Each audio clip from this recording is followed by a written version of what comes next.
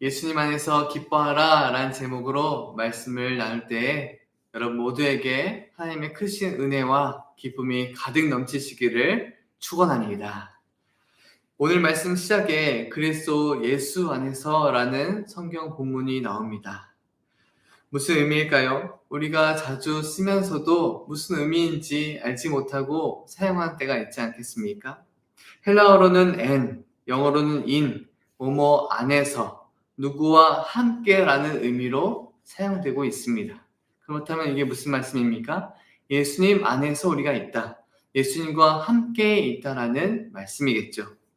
우리는 이 집 안에 지금 있습니다. 그래서 이렇게 눈과 바람과 또 추운 이 바람으로부터 보호를 받고 있습니다. 따뜻한 공간 안에서 예배를 드리고 있죠. 예수님 안에서 예수님과 함께 있다면은 우리는 모든 것으로부터 보호받고 있고 또 보호받으며 살아갈 수 있는 것입니다. 기쁨과 평안을 누리며 살아갈 수 있다는 것입니다. 빌립보서 말씀을 기록한 바울도 지금 예수님 안에 있습니다. 분명 육신은 감옥 안에 있지만 예수님 안에 있다라고 말씀합니다. 감옥 안에 있어도 예수님 안에 있으니 어떻습니까? 마음이 기쁨과 평안함 가운데 이렇게 편지를 보낼 수 있었던 것입니다. 그는 지금 주님과 함께 주님 안에 거하고 있습니다. 사랑하는 여러분, 여러분은 지금 누구와 함께 있고 누구 안에 계십니까? 무엇이 당신의 기쁨과 평안을 빼앗습니까? 어떤 사람들은 부정적인 생각을 버리고 긍정적인 생각을 하라. 그럼 행복하다라고 이야기하곤 합니다. 된다. 이렇게 생각하라고 해요. 이것은 마인드 컨트롤입니다. 물론 좋은 제안이고 좋은 방법일 수 있습니다. 하지만 이런 방법도 불완전한 방법이고 이런 방법을 사용하는 사람도 불완전한 존재 아니겠습니까? 그럼 어떻게 해야 될까요? 완전하신 우리 주님 안에 거한다면 완전한 행복, 완전한 기쁨, 완전한 평안을 누릴 수 있는 것입니다. 죄인도 용서하시고 의롭게 여겨주시는 주님 안으로 여러분 들어오시기를 바랍니다. 예수님은 어떠한 분이십니까? 기쁨의 근원이십니다. 우리가 그분 안에 있다면 날마다 기뻐할 수 있습니다. 여러분 날마다 기뻐하시기 바랍니다. 그 기쁨의 시작은 예수님 안에서부터 시작된다는 것을 꼭 기억하시기 바랍니다. 오늘 말씀을 통해서 예수님 안에서 기뻐할 수 있는 저와 여러분들의 인생길이 되시기를 주님의 이름으로 축원합니다. 첫 번째로 우리가 기억해야 될 것은 무엇을 기뻐해야 될까요? 예수님 안에서 예수님의 종됨, 그리스도의 종됨을 우리는 기뻐해야 합니다. 여러분, 세상에 두 부류의 사람이 존재합니다. 한 사람은 하나님과 단절된 사람이고요. 다른 한 사람은 하나님과 화해한 사람입니다. 중간도 없고 또 밖에 있는 사람도 없습니다. 예수님을 구원자로 믿는 사람은 어떠한 변화가 생깁니까? 하나님과 화해합니다. 하나님께 용서를 받을 수 있는 자가 됩니다. 이것이 어떻게 가능할까요? 예수님께서 우리의 중보자, 우리의 중재자가 되시기 때문에 예수님을 믿는 사람은 하나님과 이렇게 화해한 상태가 될 수 있는 것입니다. 예수님께서 하나님과 우리 사이에 막혔던 담을 허무셨습니다. 예수님을 믿음으로 여러분도 예수님 안으로 들어오시기 바랍니다. 여러분 어떤 사람이 있었습니다. 하나님 나라가 너무너무 궁금했어요. 영원한 생명을 궁금해했습니다. 내가 영원한 생명을 얻었나? 그 사람이 늦은 밤에 한 사람을 찾아갑니다. 그 사람이 바로 니고데모고 찾아간 분은 예수님이십니다.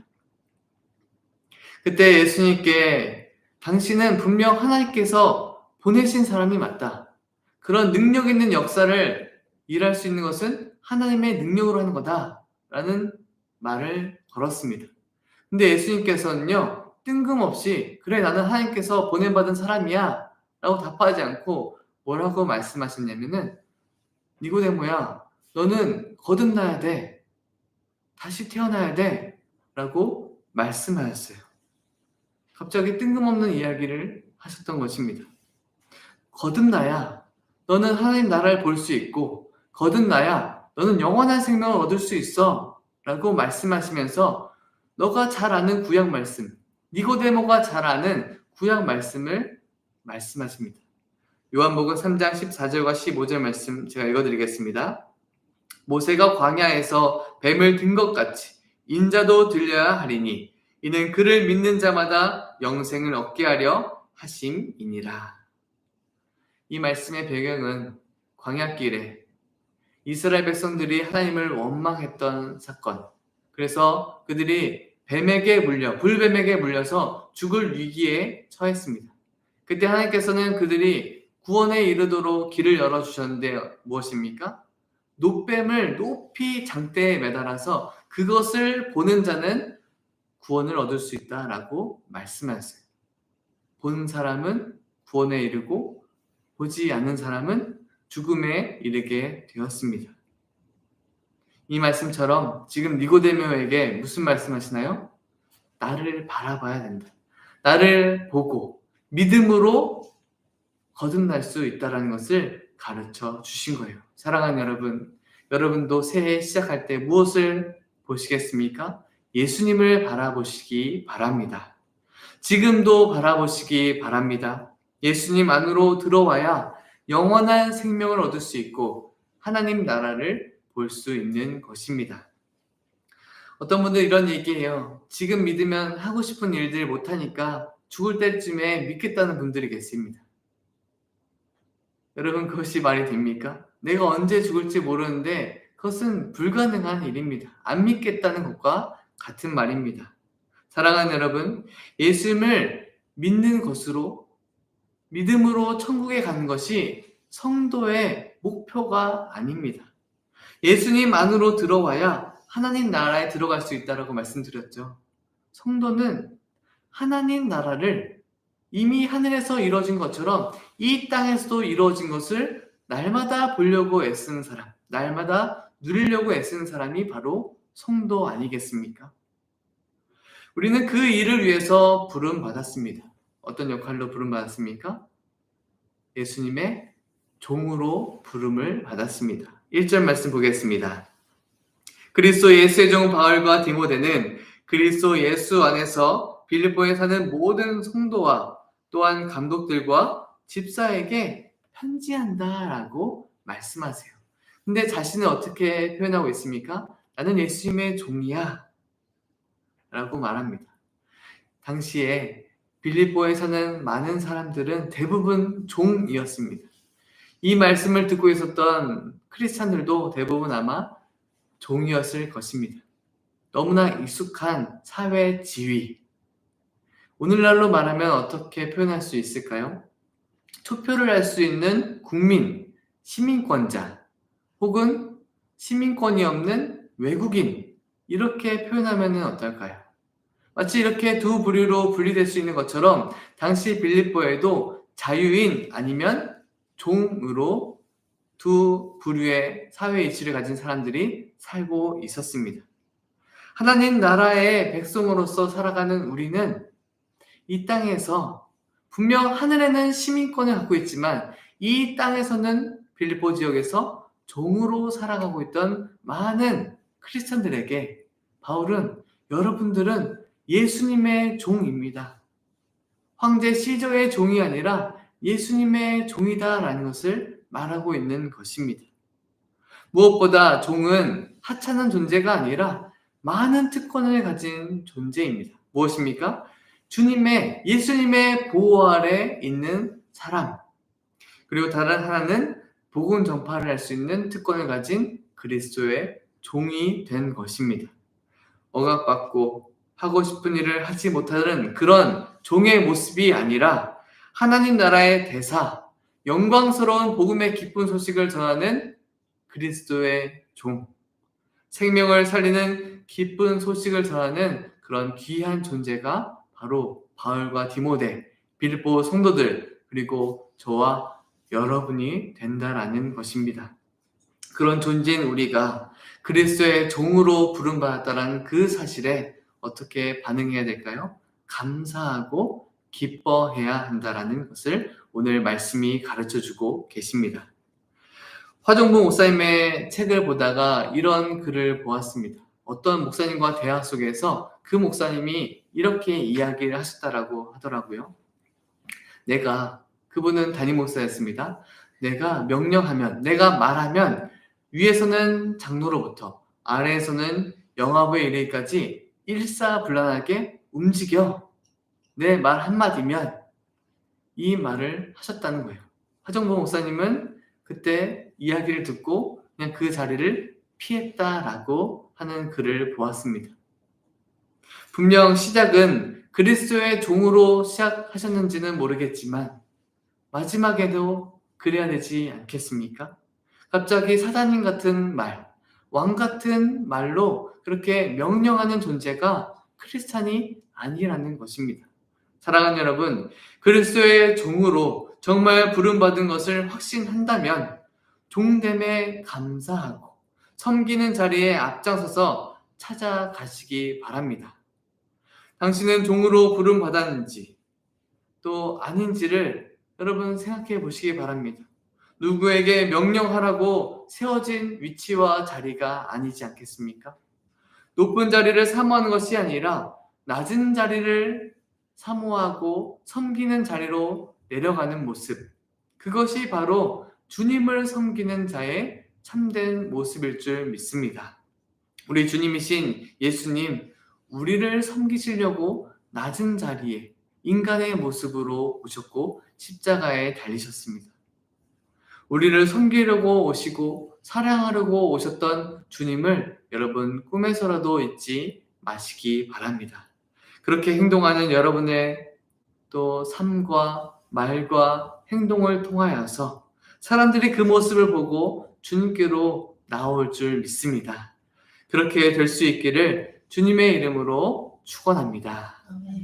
두 번째로 기쁨의 원인, 기쁨의 이유, 복음을 위한 일에 우리가 참여하고 있기에 여러분 기뻐하시기 바랍니다. 감옥에 갇혀서 언제 생명을 잃을지 모르는 그런 상황 속에서 여러분 바울이 어떻게 기뻐하라 라고 했을까요? 여러분 기뻐하세요. 내가 이 갇힌 것도 기뻐하시고 내가 죽을지 모르는 것도 기뻐하시고 여러분들의 삶 속에서도 기뻐하라 라고 권면하고 있습니다. 어떻게 죽을지도 모르는 그런 사람이 자신의 마음속에 나는 절대로 이 기쁨을 빼앗기지 않는다라고 단호하게 담대하게 말할 수 있었을까요? 그것은 주님의 종으로서 부름받아 참된 그 역할, 정말 귀한 역할, 복음을 위한 일에 참여하고 있다는 사실에 영광스러워했습니다. 볼까요? 5절입니다. 너희가 첫날부터 이제까지 복음을 위한 일에 참여하고 있기 때문이라. 빌립보 교회는 바울이 개척한 교회입니다. 그때 바울이 전도하고 또 전도했을 때 한 사람 또 한 사람 이렇게 찾아왔겠죠. 얼마나 기뻤을까요?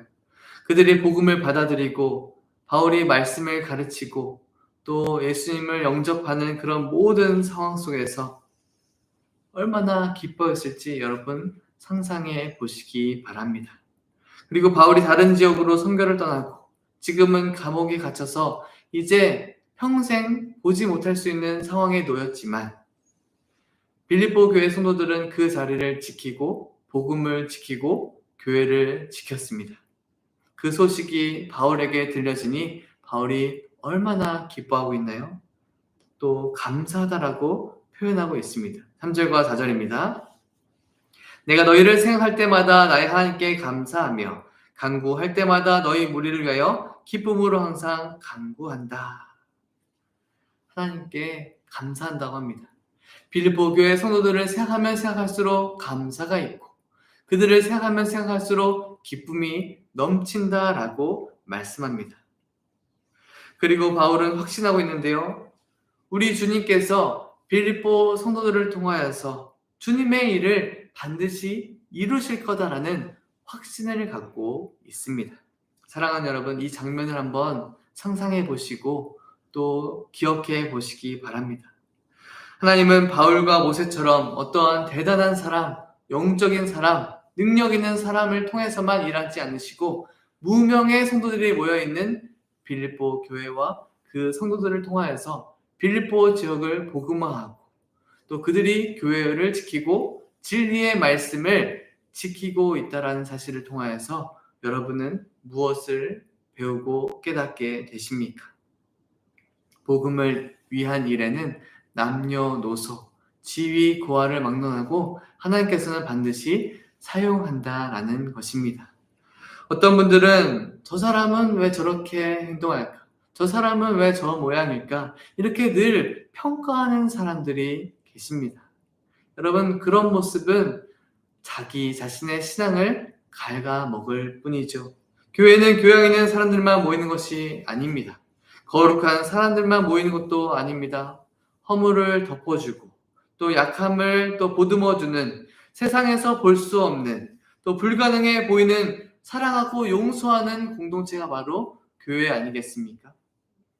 예수님 안에서 그런 일들이 가능하고 지금도 역사하고 있습니다.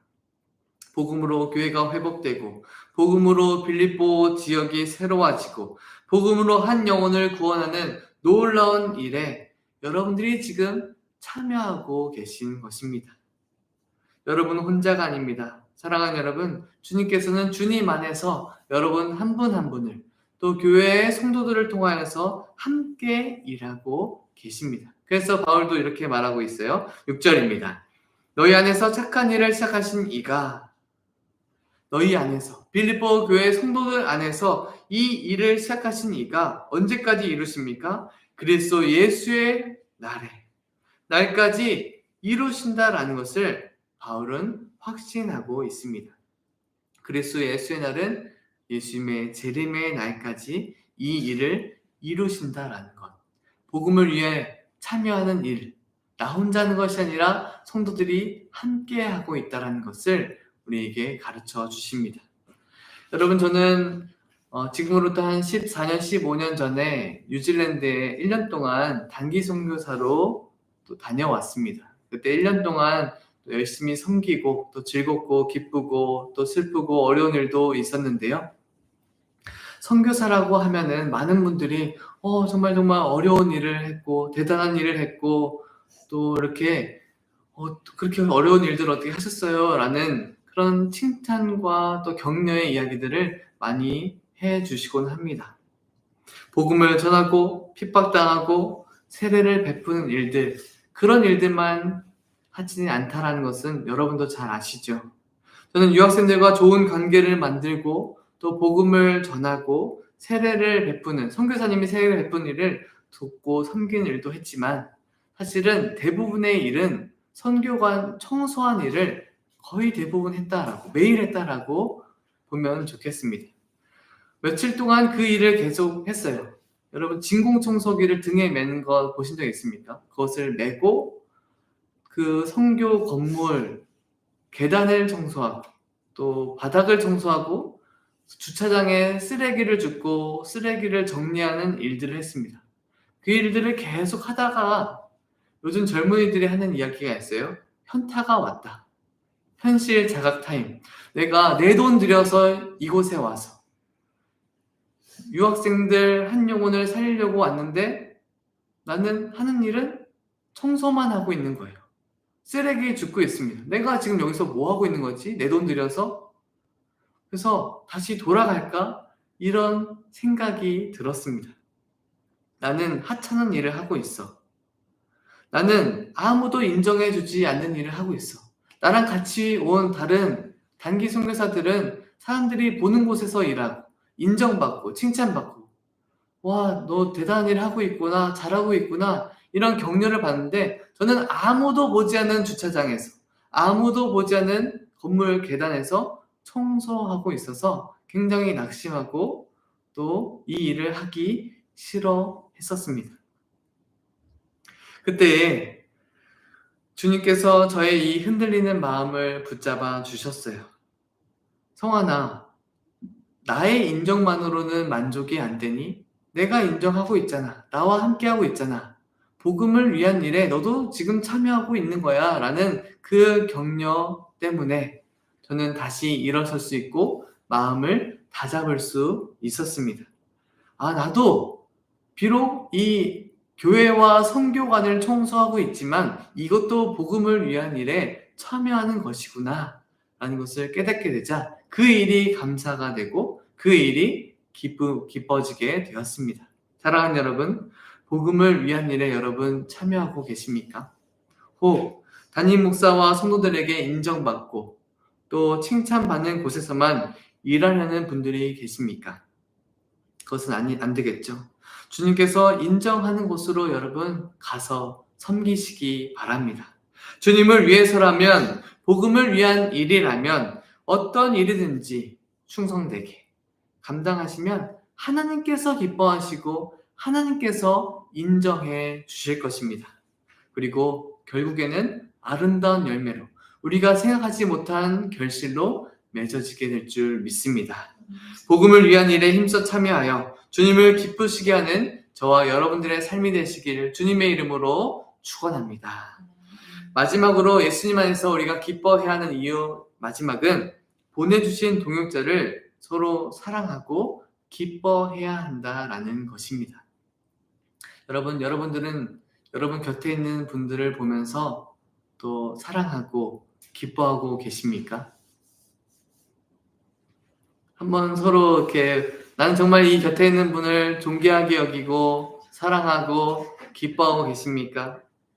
어떤 분들은 곁에 있는 이 소중한 존재를 보지 못하고 하찮게 생각하거나 그냥 원래 거기 있으니까 거기 있는 사람으로 그냥 대충 생각하시는 분들이 계신 것 같아요. 곁에 있는 가족, 곁에 있는 나의 직장 동료, 교회 성도들, 여러분 어떠한 존재입니까? 하나님께서 보내주신 내 곁에 함께하는 사람으로 보내주신 사람이라는 것을 여러분 잊지 마시기 바랍니다. 그분들은 존귀한 분들입니다. 그 사람들을 귀하게 여기지 않고 더 좋은 사람을 보내주세요. 새로운 동역자를 보내주세요. 능력 있는 사람, 나에게 도움이 되는 사람, 유익이 되는 사람, 그런 사람 보내주세요. 내가 잘 되게. 혹시 이런 생각을 가지고 또 이렇게 기도하는 분들 계십니까? 여러분 좋은 사람 만나게 해주세요. 새로운 동역자, 능력 있는 사람 만나게 해주세요. 분명 필요한 기도입니다. 그러나 무엇보다 중요한 것은 지금 내 곁에 있는 사람에게 잘하고 사랑하고 최선을 다하는 것이 첫 번째 아니겠습니까? 내 곁에 있는 사람부터 잘 섬기고 사랑하는 것이 제일 우선이 되어야 할 것입니다.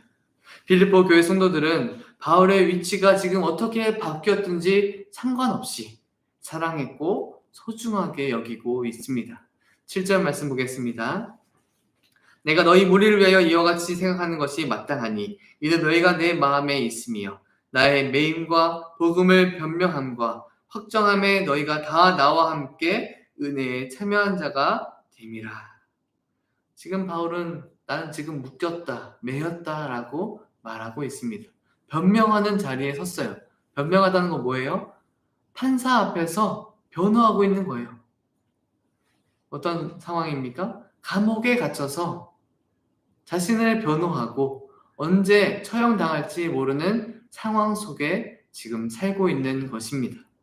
복음 때문에 감옥에 갇히고 죽음에 이르게 되었지만 그런 것은 상관하지 않고 바울 존재만으로 사랑했던 빌립보 교회 성도들, 그들이 바울과 복음을 전한 일에 함께 참여했다. 함께 은혜에 참여한 자가 되었다. 끝까지 바울을 사랑하고 포기하지 않았다라고 말씀하고 있습니다.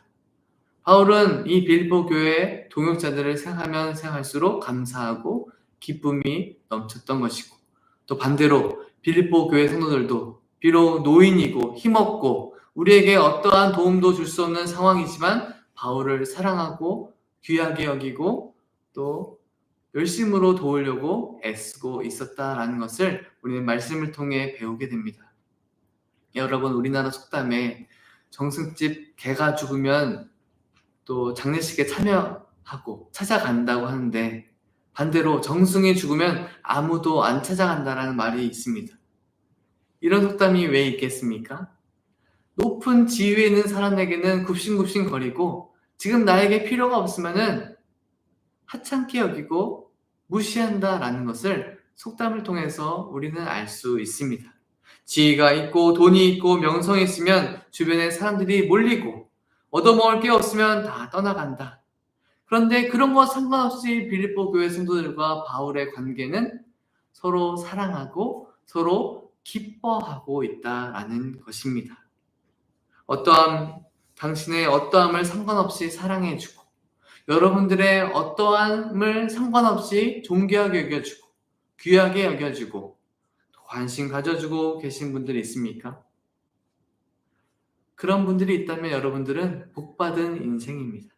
또 반대로 여러분도 복이 되는 인생이 되시면 좋겠습니다. 어떠한 사람에게 그 사람이 어떠한들 관심 가져주고 용서해주고 사랑해주고 용납해줄 수 있는 그런 사람, 저도 여러분도 그런 사람이 될 수 있기를 원합니다. 바울도 1차 전도 여행 때 도중 하차해버린 마가, 여러분 같이 으쌰으쌰 일하자 선교하자 갔는데 중간에 나 못하겠어요 가버렸어요. 얼마나 힘 빠집니까? 낙심이 됩니까? 그렇게 떠나버린 마가를 사도 바울이 어떻게 평가했을까요? 성경에는 없어요. 여러분들 한번 상상해 보시기 바랍니다. 여러분들이 바울이라면 도망쳐버린 마가를 어떻게 평가하시겠습니까? 형편없는 사람, 능력 없는 사람, 약해 빠진 사람, 이렇게 평가하지 않았을까요? 심지어 2차 전도 여행을 준비할 때 둘도 없이 사랑했던 나의 동역자 바나바와 마가를 데려가냐 마냐의 기로 앞에 서서 서로 신나게 대판 싸웠습니다. 그리고 서로 갈라졌어요. 마가 때문에. 마가는 이 일에 도움이 안 되는 사람이에요. 그때도 도움이 안 됐고 지금도 악영향을 미치고 있습니다. 바울과 사이가 깨졌습니다. 바울의 입장에서는 마가는 정말 있어서는 안 되는 사람, 정말 싫은 사람, 그런 존재였을 것 같아요. 제 상상 속에. 근데 마가 당사자도 바울과의 관계가 뭔가 틀어졌으니까, 뭐가 싫었으니까 도망쳤고, 또 그렇게 그런 마음을 혹시 갖고 있지는 않았을까? 또 반대로도 한번 생각해 보게 되었습니다. 바울의 유언과 같은 마지막 성경 디모데후서 4장에 마가를 어떻게 표현하고 있는지 아십니까? 마가를 보고 싶다. 마가를 꼭 데려와라 라고 말합니다. 변했죠. 디모데후서 4장 11절에 누가만 나와 함께 있느니라. 내가 올 때에 마가를 데리고 오라. 그가 나의 일에 유익하니라. 예전에는 미운 사람, 형편없는 사람, 싫은 사람이었는데 지금은 함께 있고 싶은 사람, 용서한 사람, 사랑한 사람, 나의 유익이 되고 기쁨이 되는 사람, 그런 사람으로 없어서는 안 될 존재로 바뀌게 되었습니다. 우리는 바울과 마가가 언제 어디서 어떻게 화했는지는 알 수 없지만 분명한 것은 관계가 회복되었다라는 것이죠. 예수님 안에서 서로 용서하게 되었고 화해하게 되었고 사랑하게 된 것입니다. 바울도 지치고 육신이 약해지고 노인이 된 상황에서 아무것도 할 수 없는 이런 상황 속에서 얼마나 허무하고 또 자괴감이 들고 포기하고 싶은 마음이 생기겠습니까? 그때마다 나와 함께 해준 빌립보 교회 성도들, 지금도 나를 위해서 기도해주고 있는 빌립보 교회 성도들, 그들을 생각하니 기쁘고 그들을 생각하니 감사함이 들며 이 감옥에서도 이겨내고 견디고 또 영적 싸움에서 싸워서 승리할 수 있었던 것이죠. 차가운 감옥 안에 있지만 그들만 생각하니 그들을 떠올리니 기쁘고 흐뭇하고 예수님 안에 있으니 영적으로도 따뜻하고 기쁨이 넘쳤던 것입니다. 사랑하는 여러분, 목회자도 지치고 사도들도 넘어지고 힘들 때도 있습니다. 그때 누가 잡아줍니까? 곁에 있는 성도들이 붙잡아 줍니다. 함께하는 동역자를 통해서 새 힘을 얻습니다. 복음을 위한 일에 참여할 때 혼자 하지 않습니다. 혼자 하면 분명 넘어지게 되어 있죠. 그래서 전도서의 기자가 세격절은 쉽게 끊어지지 않는다라는 말을 하셨던 것입니다. 우리 주님은 우리에게 혼자 보내지 않으시고 늘 여러분과 같은 동역자를 보내주시고 또 온라인을 통해서도 함께 예배드리는 여러분들을 보내주셔서 함께 공동체를 만들어가고 서로 격려하고 힘을 얻게 해주고 계십니다. 여러분들은 혼자가 아니고 우리와 함께하고 있는 것입니다. 사랑하는 여러분, 여러분도 곁에 있는 사람을 소중하게 여기시고 또 사랑하시기 바랍니다. 그리고 무엇보다 주님 나라를 위해 함께 동역하는 사람을 소중하게 생각하시기 바랍니다. 얼만큼 소중하게 생각하고 사랑해야 될까요? 여러분 저를 얼만큼 소중하게 생각하고 사랑하십니까? 또 여러분들은 서로 얼만큼 소중하게 생각하고 사랑하십니까? 얼마큼이면 되겠습니까? 말씀해 보시죠. 얼마큼이면 되겠습니까? 8절에 이렇게 말합니다. 내가 예수 그리스도의 심장으로 너희 무리를 얼마나 사모하는지 하나님이 내 증인이시니라. 예수님의 심장으로 사랑한다. 여러분, 예수님의 심장으로 사랑하시기 바랍니다. 여러분들의 힘으로, 여러분들의 그 긍휼한 마음으로 사랑하는 것이 아니라 예수님의 심장으로 사랑하는 거예요.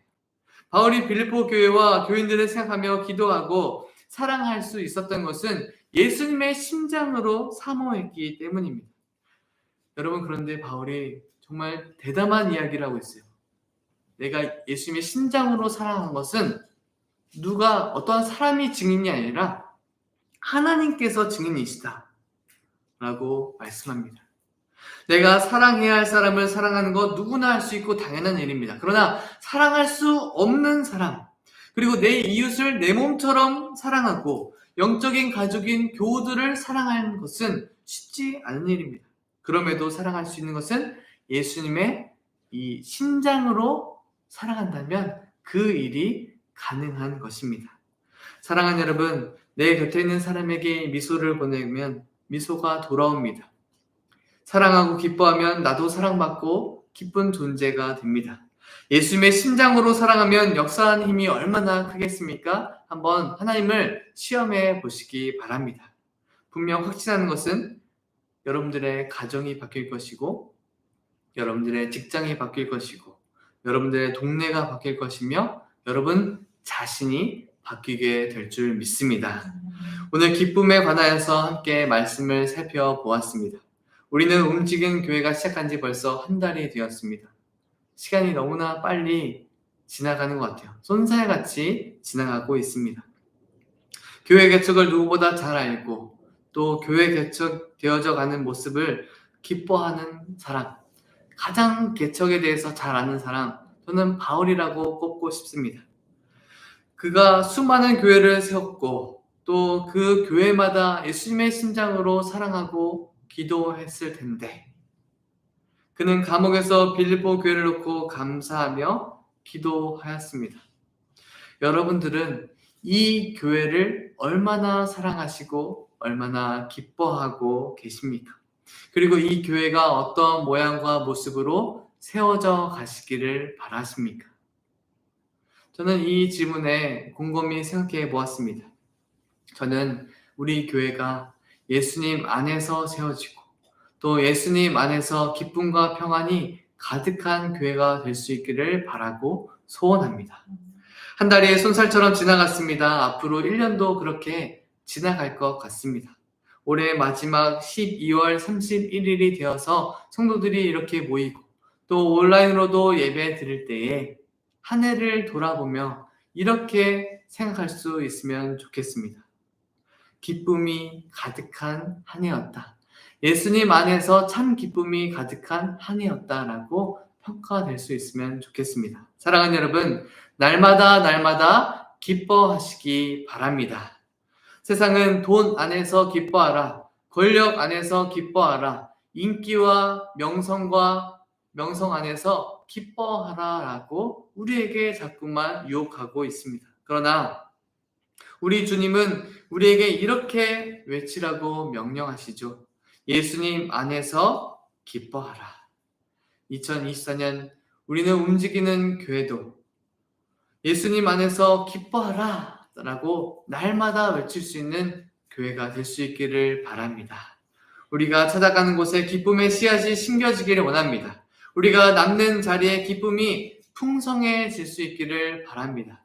우리가 만나는 사람과 공동체 안에 기쁨이 샘솟기를 바라고 소원합니다. 우리가 기도하고 바라는 이 모든 소원과 기도와 간구가 다 주님 안에서 이루어질 수 있기를 주님의 이름으로 축원합니다. 아멘. 기도하겠습니다.